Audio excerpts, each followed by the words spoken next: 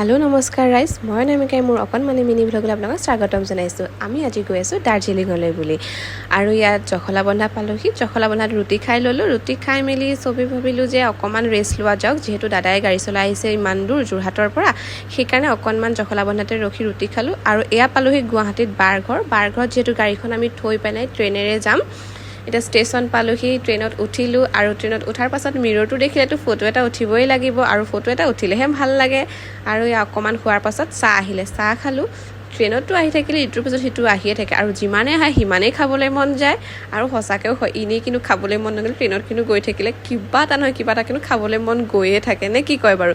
চাওকচোন এই সেউজীয়া পৰিৱেশবোৰ, ব্ৰহ্মপুত্ৰখন ইমান ভাল লাগে সঁচাকৈ। বাছতকৈ যাত্ৰা কৰি কিন্তু ট্ৰেইনত বেছি ভাল লাগে, ইমান ধুনীয়াকৈ পৰিৱেশবোৰ দেখি আৰু গোটেইখিনি গ্ৰীনেৰী, সেইটো কাৰণে বেছি ভাল লাগে।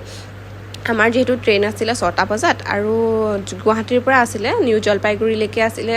আমি নিউ জলপাইগুৰি পামগৈ 12:45-ত। আৰু ইয়াৰ বা ভণ্টি, মানে মোৰ ভাগিন হয়, তাইতো মোক মাহী বুলি নকয়, কেতিয়াবা বা বুলিয়ে কয়। আচলতে আমি ফেমিলি ট্ৰিপত আহিছোঁ দাৰ্জিলিঙলৈ। এয়া দাদা, বৌ, মোৰ ভতিজা, মা ইফালে বহিছে।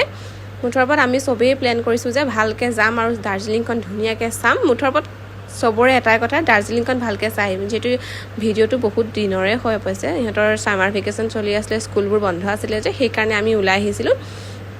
এয়া আমাৰ পাবগৈ হৈছে আৰু সেইকাৰণে মই ভাবিলোঁ অকণমান মেমৰিবোৰ কেপচাৰ কৰি থওঁ, যিহেতু কিছুমান